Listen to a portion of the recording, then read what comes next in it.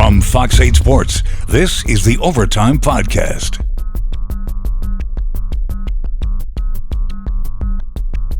From the Fox 8 studios in New Orleans, this is the Fox 8 Overtime Podcast. I am your host, Sean Fazende, riding shotgun my co-pilot, as he's been the last few weeks, Andre Johnson Jr. Before we get into today's video, be sure to like, share, rate, review. If you are watching us on YouTube, be sure to subscribe to this channel. Get that bell notification whenever we drop some new content. And also this.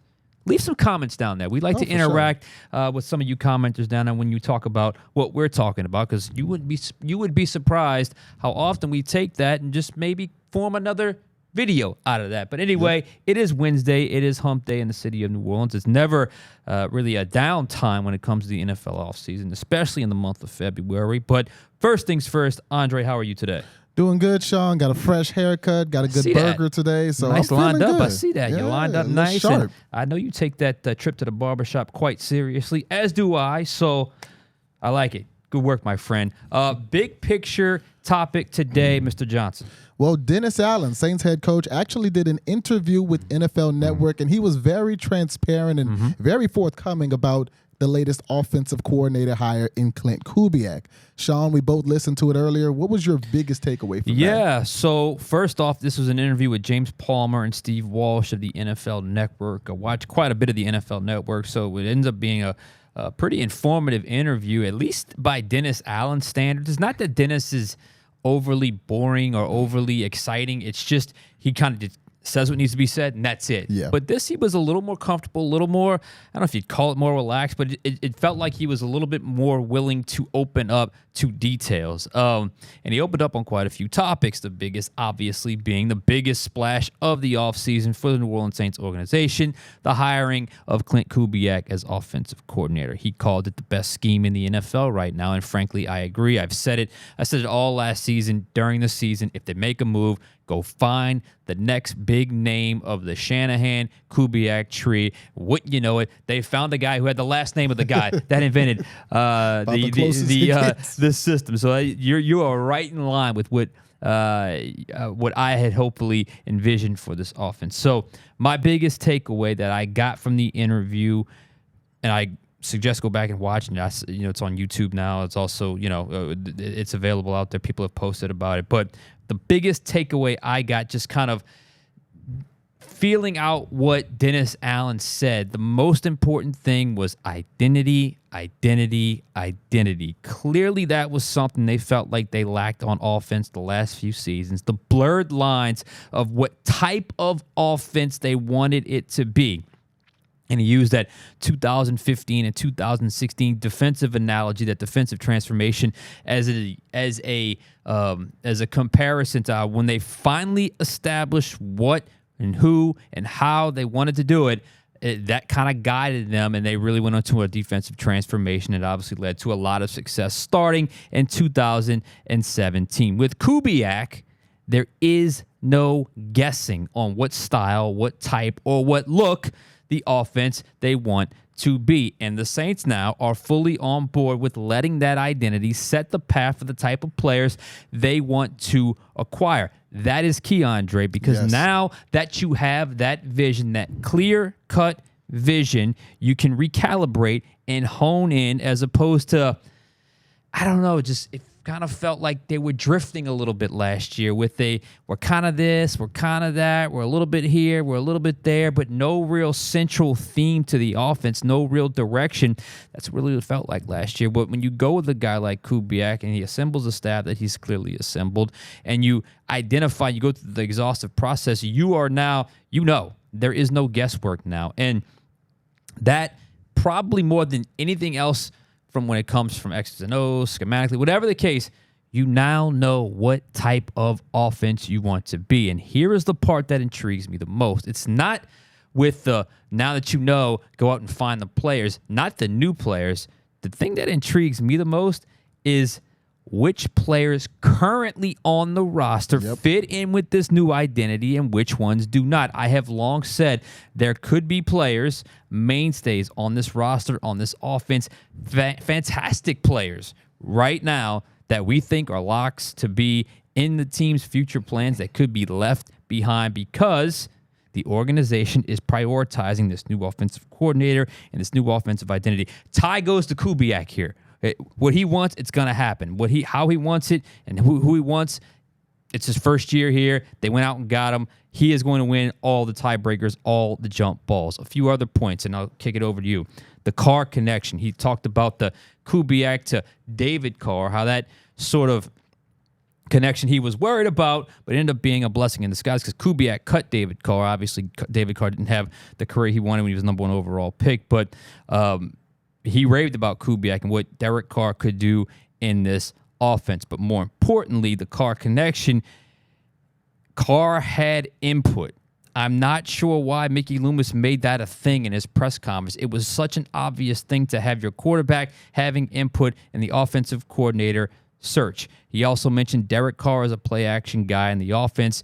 This offense should give him that opportunity. They got to it last year, but they got to it too late. Why that took so long, I have no idea. But here's the thing. I said identity. This is a run action, run play action offense. So I also think this is a little bit of the team saying, we're going to take a little bit off of Derek Carr's plate. Not run it through him as much. Take a little bit off of Derek Carr's plate, the guy we gave a lot of money to, and because they think this type of offense with a little more of an assistance by the scheme would be better for him and obviously more beneficial for the entire organization. I have about 4 points that I took away from this interview, and many of them overlap with what you said. To go off of what you just said, one of my points, and I put it in quotes, a direct quote that Dennis Allen said is that Kubiak system is a system that's quarterback friendly, relies on being able to run the football and get your play action pass game going. Now, I've talked about it at length on this podcast. Running the football, the Saints didn't do it well last year. Not at all. The Saints were 31st in yards per carry, only 4 rushes of over 20 yards that season, none of them coming from a running back. So the running game has to get better. You talked about the play action passing game. That's something that Derek Carr excels in that the Saints, frankly, just did not do enough of last season. So seeing that he's making a commitment to those 2 areas that the Saints struggled in last year, that's a good sign. Another one of the points I wrote down, another direct quote from Dennis Allen. He said, quote, "I feel like this is the best scheme that gives your players the best chance to have success in the National Football League right now," end quote. Absolutely. And what have we been saying? Dennis got his guy. Props to Dennis Allen for going out there and getting his guy. He said they interviewed 11 or 12 offensive coordinators, and at the end of the day, out of all of the guys out there, if Kubiak wasn't the best choice for what the Saints were looking for, he was definitely near the top. He was in the top 2. Right. So shout out to them for doing that. Yeah. Another note I took, he mentioned acquiring the talent to fit the system. That's exactly right. And when I hear that, the first thing I think of, because this team is kind of, some of that talent I think is already in place. When you look at the wide receivers, when you look at Taysom Hill, the skill set that Alvin Kamara has, the skill set that even Kendre Miller displayed in spurts when he got to play. But when I hear that line, I'm thinking about the offensive line. When you're talking about the talent to fit the system, I'm thinking about those smaller, faster old linemen in comparison to kind of the big bruisers that the Saints already have on their roster. So that was interesting to me. And the last point, something else you touched on, was the fact that Carr was involved in the process. Because at first when Loomis made it seem as if, oh, Carr doesn't need to be involved, you're like, hey, man, this is a veteran quarterback. That makes no sense. What do you mean he's not involved? Right. And when Drew Brees came in the city to open that small sliders on veterans, he specifically said, if you're serious about building around Derek Carr, he has to be involved in this process. And not only did you get Derek Carr involved, you got David Carr involved, who, as you alluded to, played for Gary Kubiak, his father. So I think it's good that Derek Carr got a little input. According to Dennis Allen, they're starting to play towards Carr's strengths to try to improve on some things they just weren't good at last year, like running the ball. So from what I took from DA, I think it was a breath of fresh air for Saints fans. It absolutely was. And it was a pretty refreshing interview to hear him kind of open up, hear him be a little more relaxed, not as guarded, if you will. So he was pretty open about certain things. And I agree with everything you just said, and I think we're kind of in lockstep with how we view his interpretation of the hire and the direction that they want this offense to go. Now, wanting it to go and actually getting there are certainly two different things, which brings us to our next topic. Our next topic would be which positions, with Kubiak coming in, new system, new offensive mind, what positions on the team does that affect the most? Yeah. We may have two different answers here because I think one is obvious and one is not. So the major one you alluded to is going to be the offensive line. We've discussed this quite a few times. We've discussed this. You just brought it up a couple of minutes ago. The style, when you watch the way they run the ball in San Francisco, and not just San Francisco, but every other team that runs this scheme, you see the leaner guys, lighter on their feet guys that can really move. They don't stop moving. I mean, and I know it's the NFL. Of course, they don't stop moving, but there is just a different level of movement, and there's a different style of offensive lineman that you have to have in this offense. And the one, so offensive line is obviously, that's clear. But the position no one is really talking about, and it really stood out to me when I went back and watched a couple of games, especially in the playoffs and into the Super Bowl, is wide receiver. Now, here's why. All the receivers San Francisco had, they had one thing in common. Every single one had terrific run after catch ability. I am not sure the Saints have a true run after catch guy. The closest, as we've mentioned before, is Rashid Shaheed, but I'm not sure the Saints truly have that receiver at the top of their scouting report. It says elite run after catch receiver, a guy who can run a 12-yard dig and outrun the middle of the field safety and gain 50, a guy that could take a 5-yard slant, kind of beat the corner, turn it upfield, gain 25 or 30. I don't think that guy is obvious on this current roster and in this current group of wide receivers. So if there is some sort of recalibration of positions, and you and I have kind of said, they got some young guys. I like this wide receiver room, but if they do have a little bit of a different vision, or they want a different type or different style, to me that's it. It's a guaranteed run after catch guy. Think of Ayuk. Think of was it Jennings? Think of Deebo Samuel. Man, they get the ball and they go. They catch that little short end, or they catch that little swing pass, or they catch that dig route in the middle of the field. So I think offensive line is obvious, but maybe one we're missing a little bit is that wide receiver. I agree with that, and I'll introduce another one to you. When you talk about the positions that bringing Klint Kubiak is going to affect, obviously you got quarterback, you got your running back, but I want to talk about tight end. Yeah. The Saints had the 7th fewest yards at the tight end position last season. Now, I'm not counting Taysom Hill. He kind of plays everywhere, and technically on the Saints website, he's listed still as a quarterback. So not counting Taysom, 7th fewest yards by a tight end. The Niners had the 7th most yards. Now, obviously, some of that is having George Kittle, but some of that is also just consistently putting your tight end in a position to make catches, to run after the catches you alluded to just be in a position to make plays. That's something the Saints really didn't do a lot of last season with Jawan Johnson, with Foster Moreau. How often did we say we need to see more Jimmy Graham in the red zone?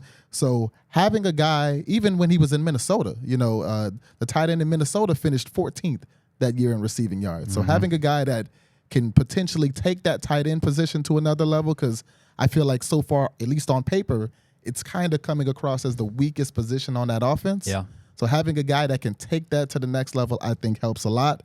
Then I alluded to earlier, quarterback, obviously bringing in a new offensive mind, creativity, that should light Derek Carr's game on fire, especially when you lock in on the things that he does well. Running back, Alvin Kamara, Christian McCaffrey, they've kind of had a similar path in the NFL. They've got similar skill sets. Christian McCaffrey won Offensive Player of the Year last year. Alvin Kamara, I don't think he was a little less explosive last year, I'll say that, but I don't think that Alvin Kamara is done as a top-tier running back. And I think that when you put him in new positions, when you can get some creativity into it, get him running less swing routes like Pete Carmichael had him doing a lot last season, and get him on that wheel route, that Texas route, maybe move him out of the backfield, use him in the way that Kubiak used Christian McCaffrey, maybe AK can give you a little more. Yeah, and I've said it before. To me, he's the guy I am truly looking at and saying, if there if the career resurgence is going to happen to someone, Yep. it's going to happen to Alvin Kamara. Now, I know there's all that talk about him potentially being on the trading block, and I don't necessarily think those talks are gone, but you can't tell me Klint Kubiak wouldn't have taken this job without the knowledge of what he has currently on the system and what he could potentially obtain. So I am leaning more towards now. Kubiak has Kamara in the plans. I don't know that for sure, but if he is in the plans and they still think he's got a good year or two left where he can be an elite running back and give you something close to what Christian McCaffrey obviously gave San Francisco, you're looking at a guy that could be, like I said, have a career resurgence for a guy that may be in a little bit of the latter part of his career, especially for that position. So I guess we'll have to sort of wait and see how that plays itself out. And you mentioned AK being in the latter part of his career. Mm-hmm. Another thing that Dennis Allen talked about were a few defensive players Mm-hmm. in the latter parts of their career, specifically Cam Jordan, Demario Davis, Tyrann Mathieu, saying though he mentioned that those guys can still play at a winnable level is the term that he used. Now, Bill Barnwell came out with something during the season, snap-weighted age per roster. The Saints had the oldest roster in the NFL by that metric. And Loomis said that he didn't think they were that old. It was another one. I was like, why are you fighting this? Why are you fighting this? But anyway, go ahead. So just listening to what DA said about the older players on the roster, specifically Cam Jordan, what was your takeaway from that? Yeah, well, first off, I thought he was accurate. Yeah. But I thought he was pretty open about Cam Jordan. Cam Jordan's not anybody. Cam Jordan's the longest tenured Saint on the roster. He's been there for a very, very long time. Matter of fact, I saw him Tuesday at Dillard University. He was doing another community event. That's part of what Cam does. He goes to school after school after school, and Dillard University was obviously next on the list with an AI program via Microsoft. But I thought he was pretty open about Cam Jordan's shortcomings last year.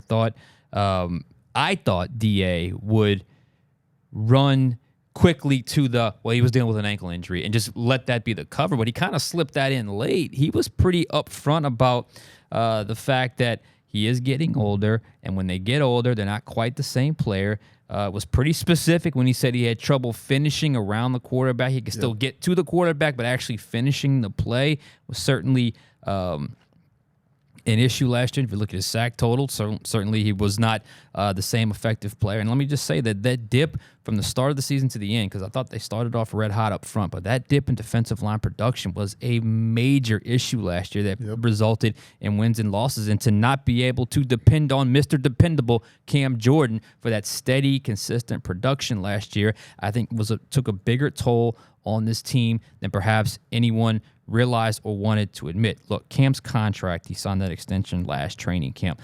It dictates he will be back. We know that. And not only will he be back, he'll probably have a bonus conversion to create cap space where they flip the roster bonus into a signing bonus and spread it out and prorate it over the cap. We'll have another podcast about that. But I wonder if it's possible, if we have now reached that point in Cam's career where the coaches have seen, and they've kind of been open about it, maybe a downtick in his production, and we see a shift in the every down nature of Cam's game going forward. We'll have to see that. That's true, but when they talk about the older players on the roster, they're still playing at a winnable level.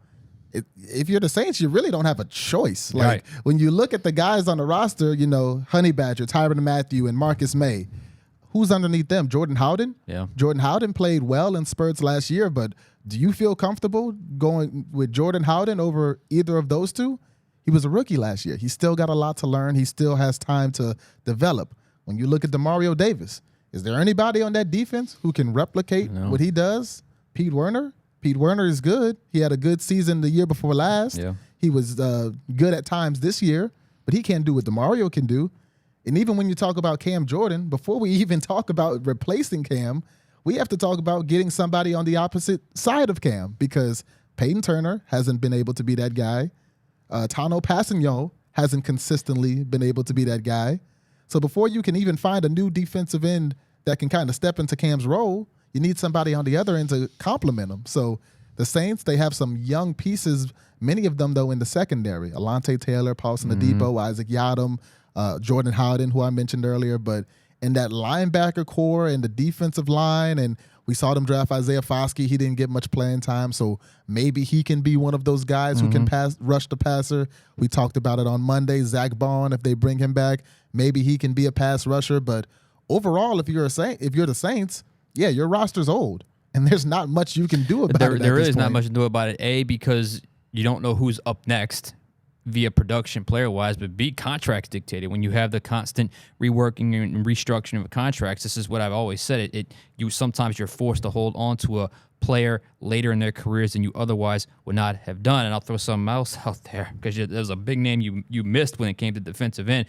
Right. They invested a first-round pick in Peyton Turner, and he is nowhere to be found. He still has not emerged because of his injury status. I will say I do like the emergence of Carl Granderson, but that's a little bit more of an outlier to have a guy to go from undrafted ranks to be, frankly, your best pass rusher right now. I would say he was the best defensive player last year. Overall, maybe the best overall player. So now you're dealing with a tough situation where you have a player in Cam Jordan who the coaches are pretty open about his not the same player he once was, and the young guys behind him, only one has emerged, and you've had 3 cracks at it when you talk about Davenport, who I saw something with Minnesota, some kind of voidable date has been changed. I'm sure they're trying to move on from him as well. Right. Peyton Turner.